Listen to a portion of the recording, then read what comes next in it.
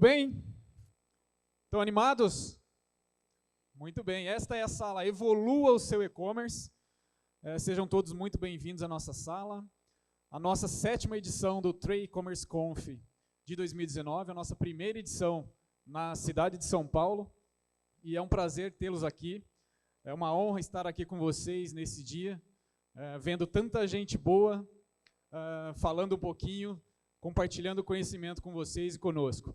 Eu sou o Alvino Amaro, eu sou o gerente de sucesso do cliente do Tray Corp, e eu estarei com vocês neste dia, aqui nesta sala, participando junto com vocês e chamando nossos colegas para vir aqui contribuir conosco e dividindo conhecimento. Bom, e para a gente começar, falando de e-commerce, falando da era do consumidor 4.0, falando de como vender mais, falando de como vender em todos os canais possíveis, né, que é a questão do Omnichannel, falando também de experiência de compra. Eu vou convidar o nosso diretor, que é formado em Ciência da Computação, com MBA em Gestão de Projetos. Ele é fundador da FBits e atual diretor da nossa unidade corporativa, a Tray Corp. Com vocês, Thiago Girelli. Seja bem-vindo.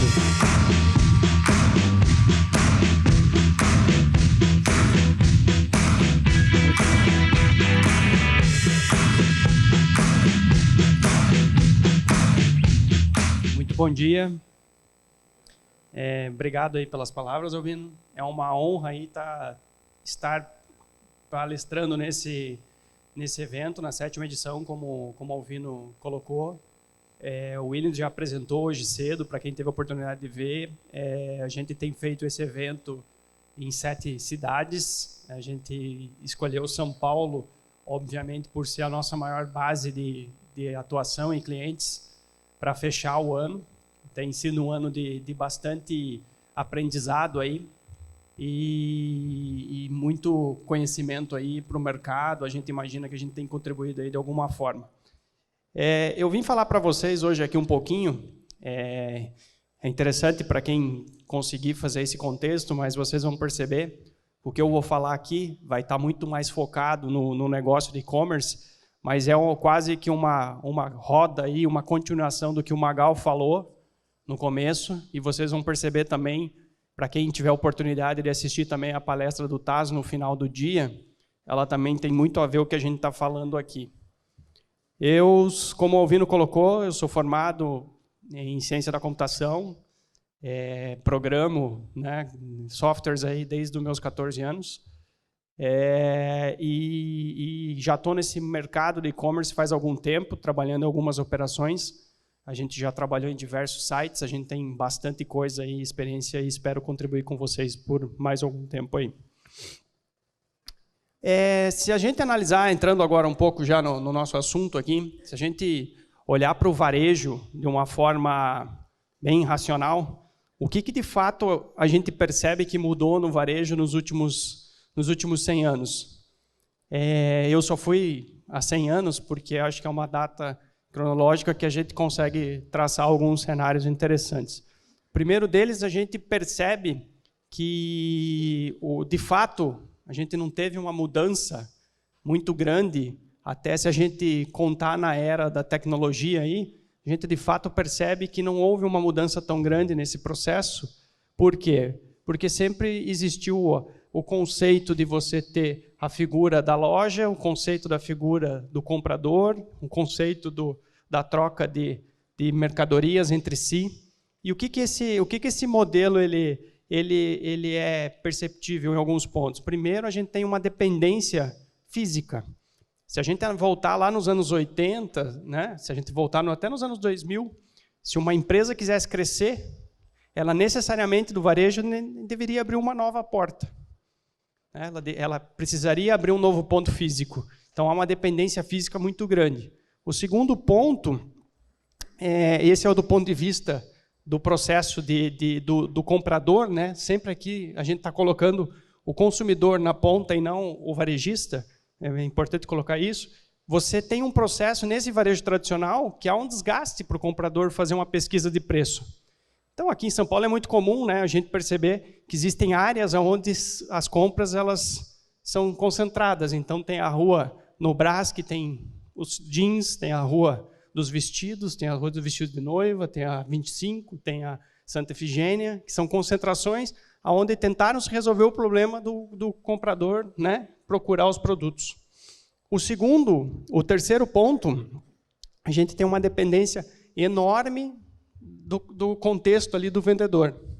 Né? E a gente percebe, e qualquer matéria que a gente for entender um pouco desse ponto, você percebe que há uma dificuldade enorme dos varejistas fazer o treinamento do vendedor, manter esse cara atualizado, manter atualizado o seu produto, das novidades, e a gente tem a dependência desse cara.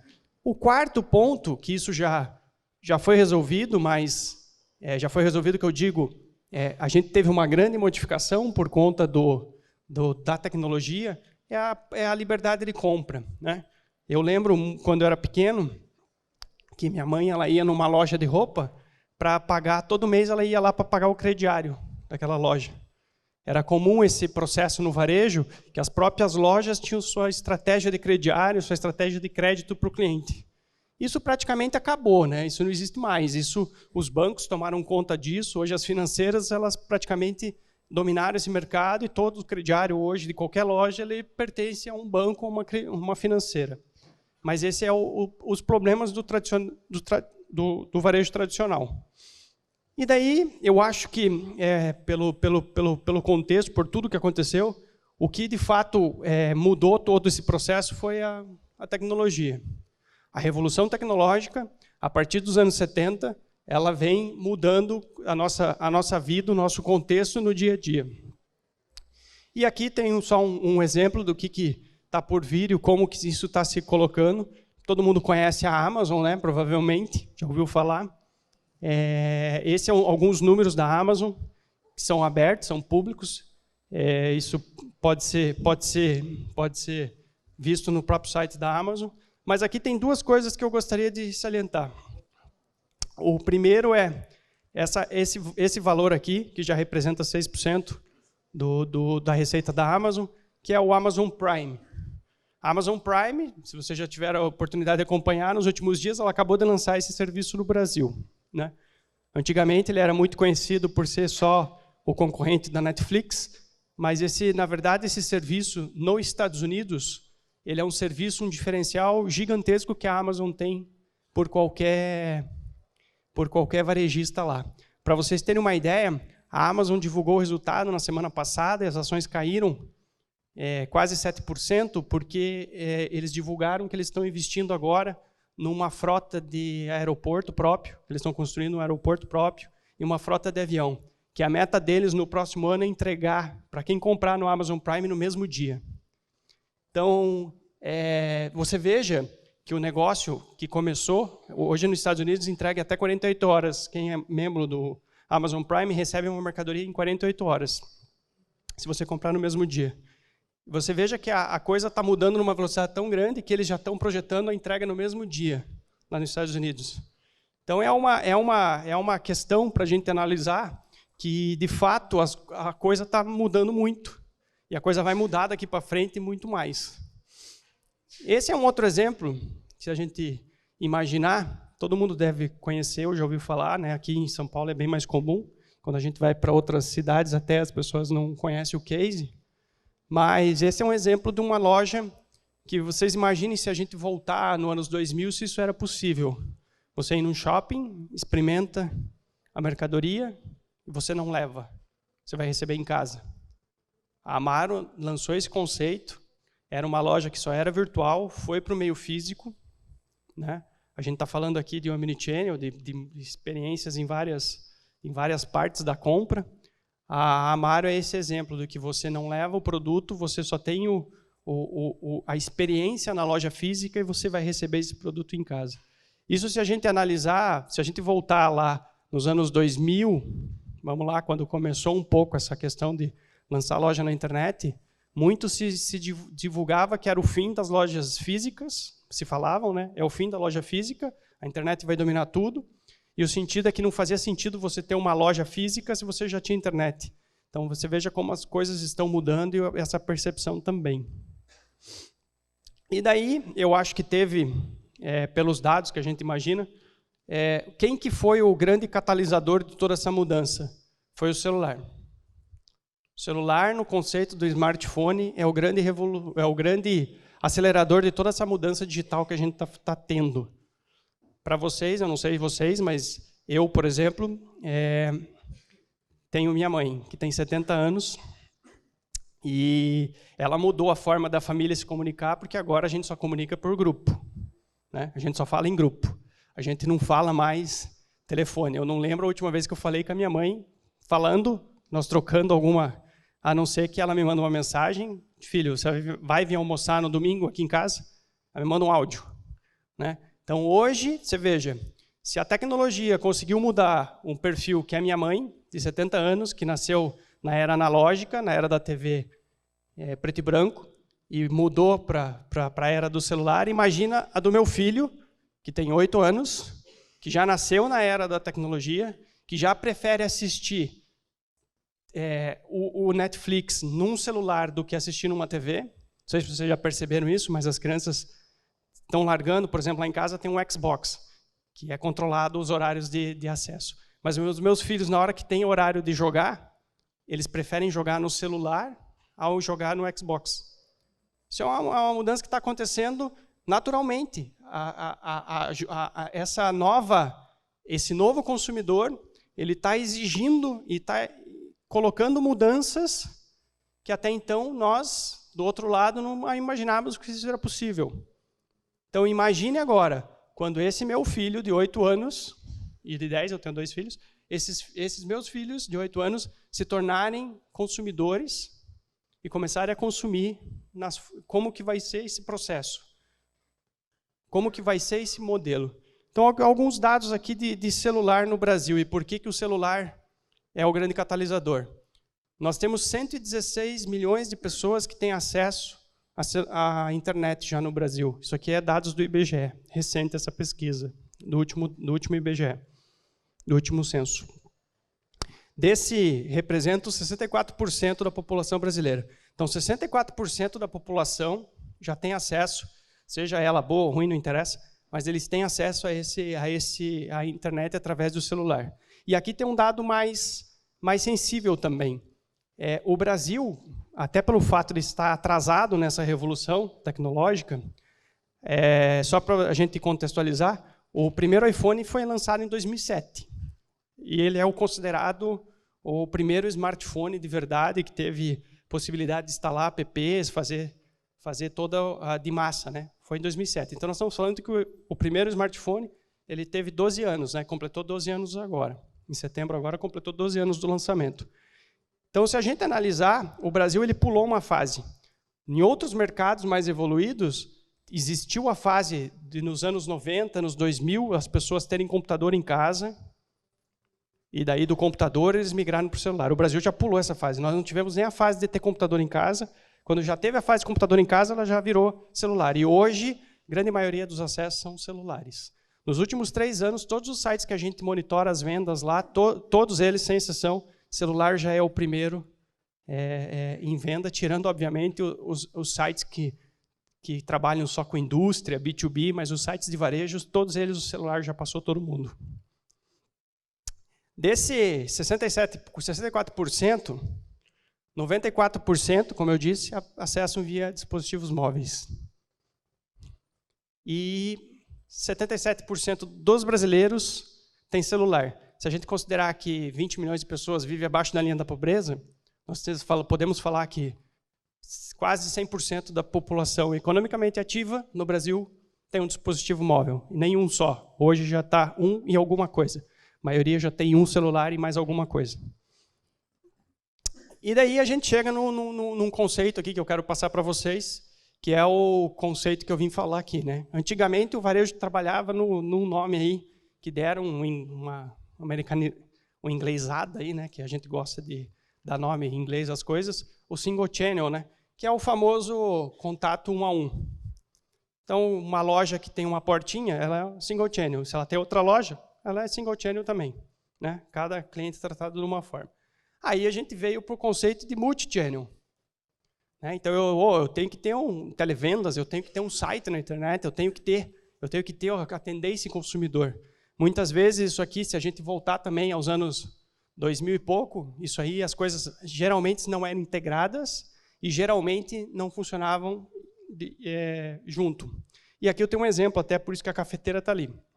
Em 2012, isso é 2012, quando nós abrimos o escritório aqui em São Paulo, o escritório da FBits na época, a gente é uma empresa de internet, a gente tem uma política na empresa que a gente procura comprar, agora essa política, até ela é ainda ativa. A gente procura comprar as coisas pela internet, né? A gente é uma empresa de internet. Então, a gente precisa experimentar e apreciar. A gente comprou no Ponto Frio uma cafeteira para o escritório. Naquela época, quem fez a compra fui eu ainda. Eu fui lá, comprei a cafeteira e, por algum motivo, isso eu tenho certeza que eu não coloquei errado lá o produto no carrinho, mas, por algum motivo, chegou uma cafeteira 220 e não uma 110. E aqui em São Paulo é 110. Aí, beleza, a gente comprou no Ponto Frio. A gente estava aqui na Vergueira não, a gente estava ali na Vila Olímpia, no escritório na Rua Pequetita. Depois que eu mudei para lá, né, que eu percebi que tinha um shopping do outro lado da rua, aí a gente foi no shopping lá da Vila Olímpia, no Ponto Frio, chegamos lá, e falei o meu problema para a vendedora, 2012. A vendedora falou, senhor, isso aqui não dá para fazer nada, porque a empresa que vende na internet é outra empresa, é outro CNPJ. A gente não consegue nem fazer nada aqui. Mas aí eu estou com o problema aqui, o que eu faço? Mas é o mesmo Ponto Frio, mas não dá para fazer nada. O senhor pode comprar uma nova cafeteira, e daí o senhor pediu o estorno dessa. Daí eu falei, não, mas não dá, né? Não vou comprar de novo uma cafeteira. Aí beleza, a gente fez o processo, fez o retorno, a gente fez isso, mandou lá, veio o coisinha do correio, a gente voltou com a cafeteira, veio a cafeteira certa, uma semana depois a gente tinha resolvido o problema. Mas o que eu quero colocar aqui é que em 2012, esse era o padrão do mercado. Agora, como que vocês acham que o consumidor de hoje, em 2019, vai reagir se você tiver uma política dessa? O que você acha que vai acontecer? Ele vai te colocar no Reclame Aqui, ele vai te colocar nas redes sociais, ele não vai entender primeiro que é duas empresas separadas, ele não quer entender isso. As coisas mudaram e a gente precisa mudar. E daí vem o que é o Omnichannel, né? Então, o Omnichannel, né, muito se fala, mas pouco se consegue visualizar. Mas o Omnichannel é esse processo de que a gente hoje está em qualquer lugar. E, inclusive, esse é um perigo de estar em qualquer lugar e qualquer gente falando sobre você. Não sei se vocês todos acompanharam nos últimos dias, teve esse caso do MC Gui lá, que publicou, fez um desastre lá, publicou uma coisa que foi danosa, perdeu contratos milionários, perdeu shows, já cancelaram até a marca que ele fazia promoção de roupa, cancelou com ele. Então, assim, hoje em dia, o negócio está muito rápido, abrange muito fácil um público grande. E quando a gente fala daí de múltiplos canais, eu estou falando assim, se alguma marca anuncia com o MC Gui, que é um cara no Instagram, esse MC Gui é um canal de venda dele. É um canal de venda dele. E daí ele pode ter um MC sei lá o quê, MC sei lá o quê, MC sei lá o quê, que vão ser cada um canal de venda dele. E aqui a gente tem um exemplo até de um cliente nosso que explora isso de uma forma bem interessante. É uma empresa que vende roupa fitness e ela usa as redes sociais, esses influenciadores, como a gente chama hoje, de uma forma bem interessante. Ela vende roupa para academia, fitness, né? Só que ela trabalha desde a pessoa que vai à academia todo dia, a gente lá em Curitiba chama de rata de academia, né? Vai todo dia na academia, gosta de ter um corpo sarado, é o modelo de beleza atualmente, até a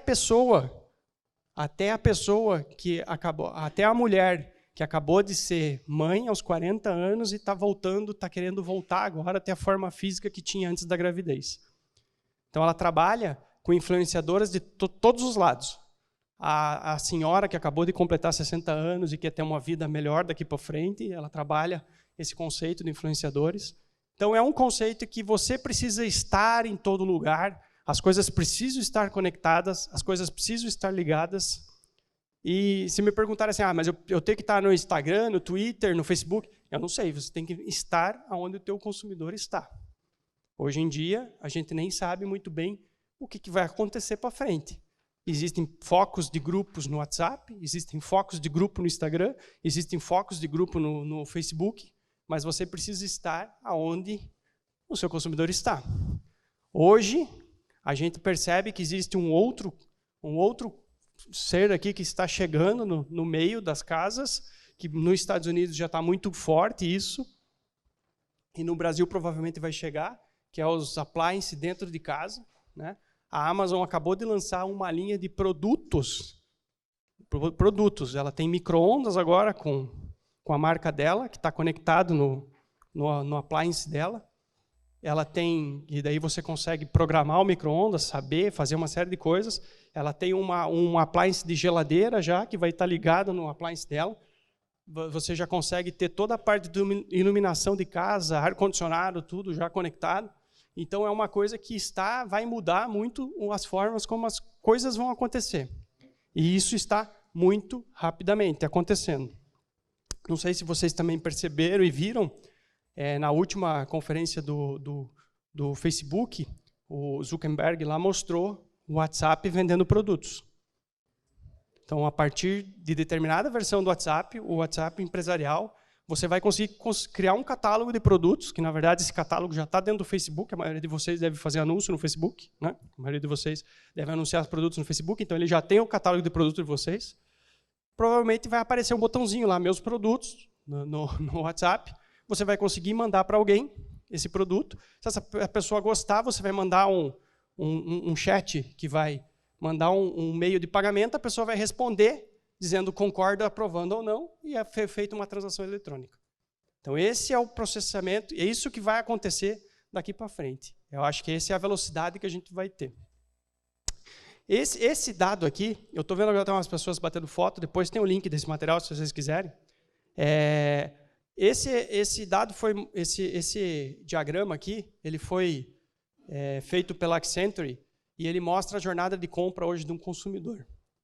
E se vocês perceberem, né, dá para até ver aqui, hoje a jornada de compra ela é muito mais complexa no meio online do que no meio offline.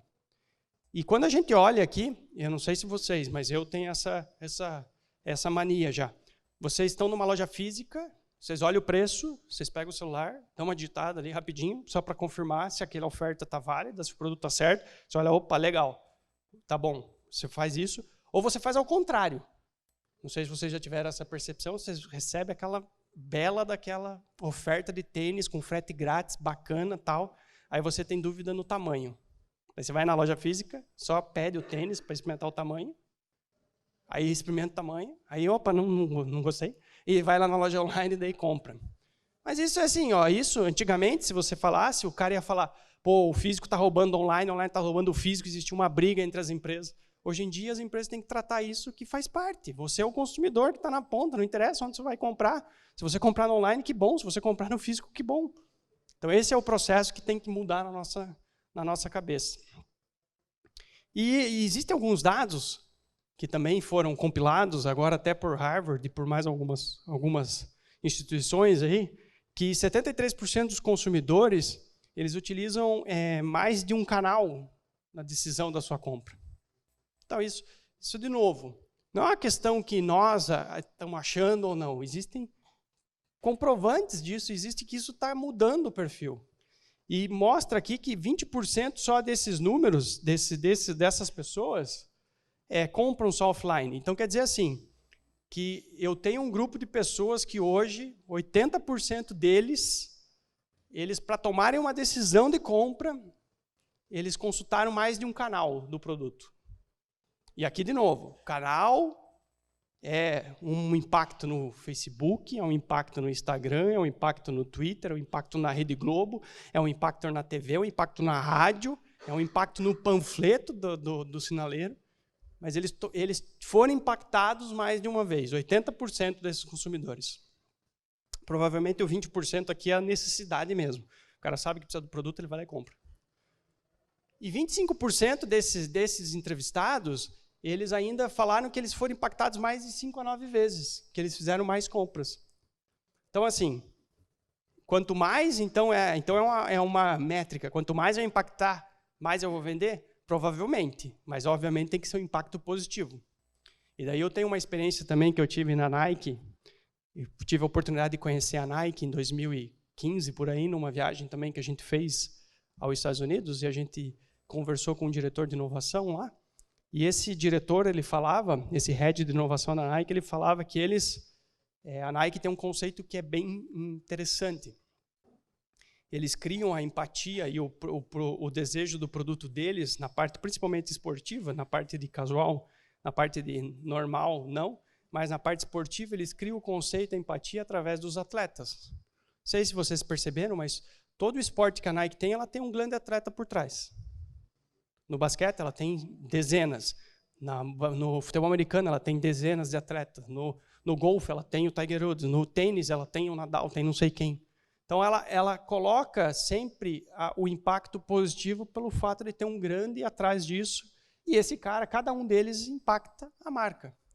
E aí eles têm pesquisa que, quando uma pessoa pensa em comprar um tênis, a Nike é uma das opções sempre. Sempre. Alguns até objeto de desejo, mas ela é sempre uma opção válida quem vai comprar um tênis. Por quê? Porque eles impactam bastante. Somente 7% compram online. Então isso aqui quer dizer o quê? Que desse grupo também, somente 7 pessoas vão direto num site comprar online. Então elas têm algum impacto offline também. De novo, a gente pode não perceber, mas existe esse impacto. E 49% dos consumidores que compraram mais de uma vez por semana, eles falam que foram impactados até 10 vezes por alguns canais. Obviamente, aqui a gente tem isso aqui, com certeza, com grandes marcas. Mas por que ninguém faz, no Brasil principalmente, né? Se é tão legal e se a gente tem algumas coisas, por que é tão difícil? A gente tem algumas razões, né? Uma delas é o que a gente chama aqui de logística e frete. Nós temos um país que ele é um continente, né? Não é um país pequeno. A gente depende hoje, o e-commerce tem uma dependência muito grande dos correios, né? Os correios é um monopólio, esse monopólio ele é controlado pelo governo, e a gente não tem como, né? Não há uma melhora nesse processo, apesar do correio ser uma empresa bem, no ponto de vista de operação, até que ela é bem interessante do ponto de vista operacional, só que ela é uma empresa cara, né? Poderia ter opções mais baratas, a gente não consegue ter. E a gente tem uma dependência ainda hoje do transporte modal rodoviário, né? Então a gente tem umas coisas que acontecem aqui. Depois a gente tem um samba do crioulo doido aqui chamado tributário, né, no Brasil, né, que ninguém se entende, ninguém sabe direito o que acontece. A gente tem fundo de pobreza, daí para aquele estado é ST, daí eu reduzo, daí aumenta a alíquota, tem 18, aí eu ganho, daí eu perco, daí eu faço um samba louco que às vezes nem compensa vender. E daí aqui existem, né, a gente tem até um cliente aqui que vende ar-condicionado, que tem um CD no Tocantins que ele precisa fazer com que o produto saia daqui, vá para o Tocantins, remita a nota e vá para o cliente final, porque daí ele tem uma redução de imposto. Então, umas coisas assim que a gente fala, pô, o Brasil é uma coisa louca mesmo, né? Mas existe isso aí. E daí demora 20 dias para o produto chegar na casa do consumidor, porque o produto precisa fazer o nome do passeio da mercadoria, né? Ele vai passear, né? Então, acontece isso aqui. A gente tem um problema que tem a ver culturalmente no Brasil, né? Mas a gente tem um déficit de inovação e um déficit de investimentos na área de tecnologia, e o varejista investe muito pouco, mas muito pouco mesmo. Aí, se você conversar com algum varejista, né, vai ser legal a conversa, mas, pô, você investe pouco em tecnologia. O cara falou, não, eu investo bastante, acabei de comprar impressora fiscal nova, acabei de atualizar o software, porque agora eu tenho um negócio no Cefaz novo. Então, você veja, isso não é tecnologia, né? A gente não investiu em nada em tecnologia, a gente está simplesmente fazendo cumprir uma legislação que hoje é um negócio, precisa. E daí aqui também tem um caso aqui bem interessante que aconteceu comigo lá nos Estados Unidos. Eu dou bastante exemplo do cenário americano, porque o cenário americano, tirando as proporções de trilhões de dólares a economia, é muito semelhante ao nosso processo de varejo. É muito semelhante à forma como a gente compra, que a gente tem o desejo, a gente se assemelha muito a essa cultura americana.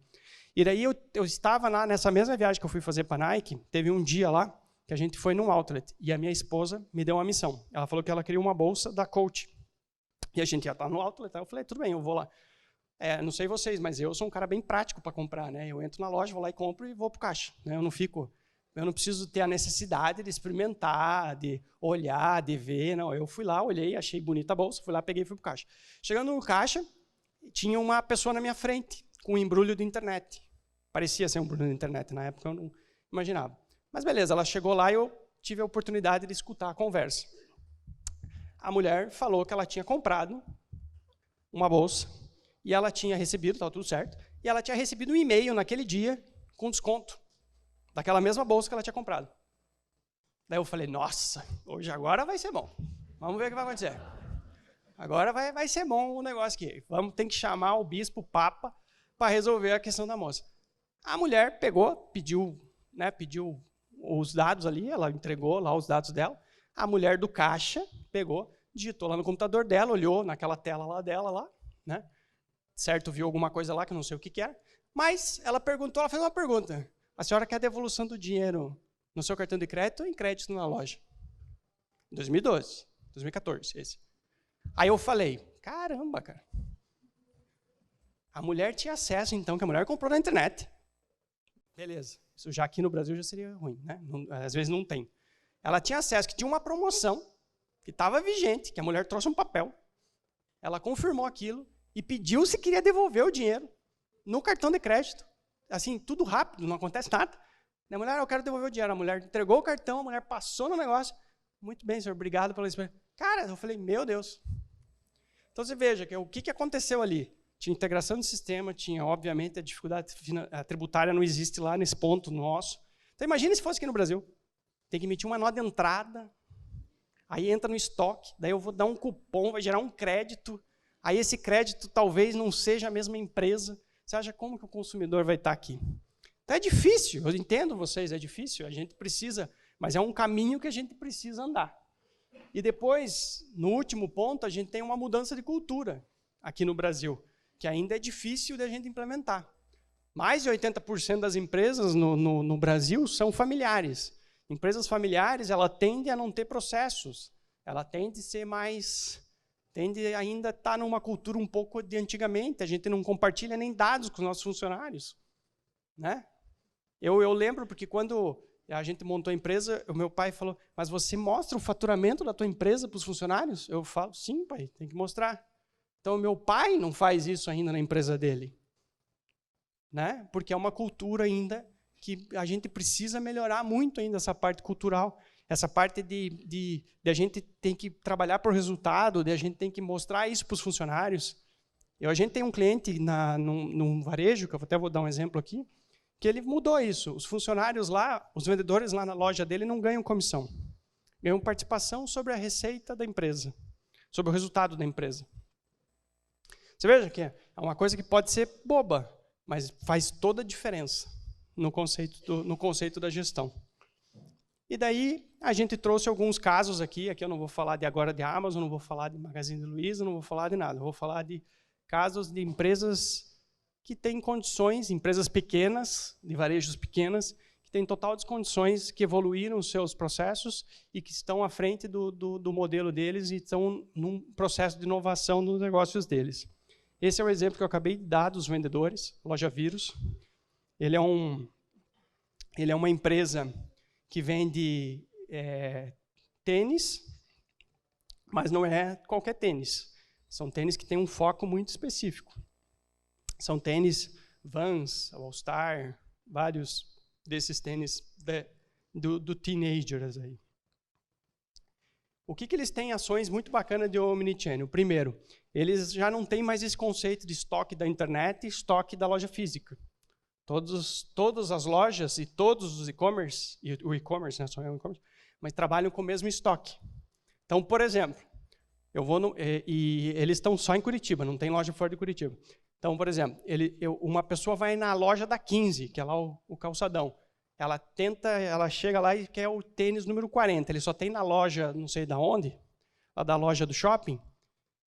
Primeiro ele consegue combinar com o vendedor, se a pessoa quer vir buscar, ele faz a compra lá e traz para cá o pedido para ela tirar no próximo dia. Isso tudo, e daí isso que é o legal, porque daí ele faz essa integração entre as físico e online, a pessoa daí fica recebendo os status como se estivesse no e-commerce, desse pedido que está transitando. Então ele faz essa integração e essa gestão, traz mais comodidade para o cliente. Não interessa onde o produto está, se a pessoa trabalha na próxima, ele pode buscar amanhã o produto lá que vai estar lá. Então esse é um processo que dá para ser feito. O outro ponto que ele faz, que é um negócio que é bem simples que ele faz, mas que tem uma jogada muito legal, a pessoa vai na loja física, a pessoa está lá na loja física, foi lá experimentar, não tinha o modelo dela, porque como ele trabalha ainda, aconteceu agora, por exemplo, com o Vans do Harry Potter, esgotou tudo, o troço rapidamente, as pessoas demoraram para receber a reposição. Aí o que ele fez, que foi muito inteligente, e isso já acontece há muito tempo. Quando a pessoa vai na loja física, ele pergunta, ele cadastra essa pessoa na base, que na verdade está no e-commerce, e já cadastra o Avise-me do e-commerce, porque normalmente os e-commerce têm, né? Avise-me quando esse produto voltar para o estoque. Daí, quando volta para o estoque, você recebe um e-mail, o produto apareceu no estoque. Quer comprar? Quer. Então ele fez isso com o cara da loja física. O cara vai lá, ele já captura essa informação e já traz esse cara para dentro do e-commerce e vice-versa. Ele faz eventos de entrega. O que é isso? Se uma pessoa compra online e vai retirar na loja, ele cria um momento lá que a pessoa já é recebida de uma outra forma, tem um guichezinho lá, e ele faz o vai e volta, né? Então, a pessoa que compra online ganha um cupom de desconto na loja física para uma próxima compra, a pessoa que compra na loja física ganha um cupom de desconto na cupom online para uma próxima compra e vice-versa. Então, você veja que são coisas que está alinhado com essa nova consumidora, está alinhado com esse novo perfil dessas pessoas e tem dado certo. E ele tem crescido num nível muito bom comparado ao varejo nesses últimos anos. Né? E aqui tem os benefícios. Qual que é o benefício de retirada em loja, entrega? Ele trabalha a mesma campanha. Então aqui jamais vocês vão ver, eu acho que isso acabou, de vocês terem dois preços, né? Um preço para a internet e um preço para a loja física. Isso não tem mais como ter. A pessoa está online 100% do tempo. Você não tem mais como ter essa estratégia de ter precificação diferente. E o consumidor, né, ele pode primeiro experimentar o produto, ele pode ter uma experiência, ele pode tirar alguma dúvida se ele está comprando online ou não. Aqui tem uma outra empresa, essa aqui é um pouco mais tradicional, que está migrando agora, demorou para entrar na internet, para vocês terem uma ideia, né? Uma empresa que tem mais de 30 anos, demorou para entrar na internet, faz 2 anos só que eles têm aparência online, né? Tem um site, porque eles nem site tinham, só tinha uma página no Facebook lá que só tinha um endereço. Eles fizeram já uma grande inovação, eles vendem coisas para acessórios para decoração, lustres, né? Toda essa parte decorativa. E eles fizeram esse movimento aí que foi uma estratégia de você focar no online. Então hoje quando você vai no offline, você tem nas gôndolas, você tem o QR Code e você consegue acessar via esse QR Code e ir direto para o site. E toda a informação complementar do produto está no site, não está mais na gôndola. Aí foi engraçado quando a gente desenvolveu esse projeto em conjunto, porque ele falava assim, eu não sei se isso vai dar certo, mas a gente vai testar. Testaram com alguns produtos, deu super certo. Você vê as pessoas na loja, foi bem legal o dia que eu fui lá para ver isso. Você vê as pessoas com o celular mesmo, tirando foto lá, indo, né, conferindo as coisas, e você vê esse tipo de situação acontecendo. Então, é um negócio que engajou bastante lá. Então, primeiro, né, o que tem de benefícios essa comunicação integrada? Primeiro, ele diminuiu o custo dele de ter que fazer várias coisas espalhadas pela loja, então hoje ele mantém toda a documentação centralizada na internet, e o cliente que está na loja física também acessa a internet. Então, ele conseguiu fazer isso. E ele tem esse conceito também de você estar na loja física, você pode sacar o celular, fazer a compra com o QR Code, você pode ir fazendo a compra, e daí você tem lá no checkout da loja uma opção para já retirar direto num caixa lá da loja física, que já vai ter alguém lá que já vai tratar esse pedido de uma forma separada dentro da loja física.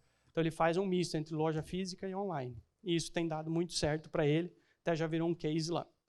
Um outro cliente nosso, aqui um caso bem típico de um varejista, que ele também demorou para ter posicionamento online. Esse cara aqui vende geladeira, fogão, tudo essas coisas aí. Mas só tem um foco regional muito grande. Isso aqui é uma outra coisa que eu acredito que o e-commerce vai mudar daqui para frente. Essa história de você vender uma geladeira daqui para entregar lá na Bahia, isso aí não existe mais. A Magazine Luiza já não faz mais isso. Ela não vende a geladeira que está aqui, ela vende a geladeira que está lá. E isso, cada vez mais, porque não tem sentido, vocês imaginem, que sentido tem eu mandar um produto que pesa 100 e poucos quilos daqui para lá, sendo que tem o custo que a gente falou do transporte, transportado, aí tem o custo, o arrependimento do cara, não querer mais produto e mandar de volta, você tem que pagar de volta essa mercadoria vir para cá, ou se dá uma perda, se você tiver que perder esse produto, perdeu por uma tragédia, tombou o caminhão, sei lá, que custo que não tem mais isso, esse foco não existe mais. O que a Eletrolar faz que é interessante? Primeiro, ela começou a trabalhar com os fornecedores dela uma questão de não ter mais estoque físico. Então, ela hoje não tem estoque físico de mais de 80 fornecedores dentro do site. Ela trabalha no cross-docking, direto com o fornecedor. Fez uma estratégia dos fornecedores, existe uma estratégia para isso. Ela conseguiu aumentar muito o seu portfólio de produtos, e isso dela integra, quando o cara vai lá na loja física, que também tem isso na loja física, ela tem só mostruário de muitos produtos, o resto ela precisa encomendar com o fornecedor. Mas ela aumenta muito a curva de produtos, a long tail aí de produtos, e consegue entregar um benefício maior para o consumidor.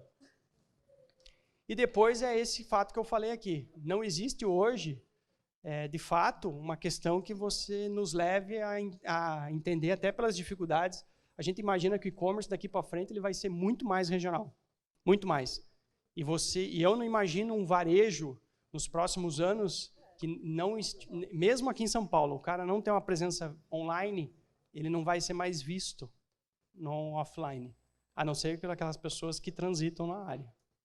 Mas aqui para frente, cada vez mais, esse conceito do online e offline eles estão se fundindo, né? Eles estão se misturando. A gente está vendo a Magazine Luiza, que acabou de comprar a Netshoes, anunciar que vai abrir loja física da Netshoes, porque ela quer aumentar a experiência de venda, a experiência de compra de quem compra um tênis. Então, para quem nasceu numa operação online, que era a Netshoes, que só ia vender online, não queria mais saber do offline porque não dava dinheiro, agora nós vemos um processo totalmente ao contrário, né? Então, ela foi comprada porque não deu dinheiro e está indo para um processo de abrir lojas físicas. Então, esse conceito ele está cada vez mais se misturando. Esse consumidor ele chegou para mudar as formas como a gente faz a comunicação, que a gente se relaciona, né? Então, está mudando numa velocidade muito rápida. A tecnologia é um meio para isso acontecer, sem dúvida nenhuma. Mas nós, enquanto do lado de cá, né, e do lado de cá também, nós precisamos estar atentos a essas mudanças, promover essas mudanças através dela. Vocês também, no negócio de vocês precisam estar atentos a essa mudança. Vocês precisam enxergar que o consumidor vai mudar, e se não mudar, as coisas vão mudar, né? Essa é uma certeza que a gente tem. O perfil desse consumidor ele já mudou, e a gente precisa correr atrás disso aí, para que os negócios não fiquem para trás. Como eu falei, está aqui o link para baixar o material. Era isso que eu tinha para falar para vocês. Valeu.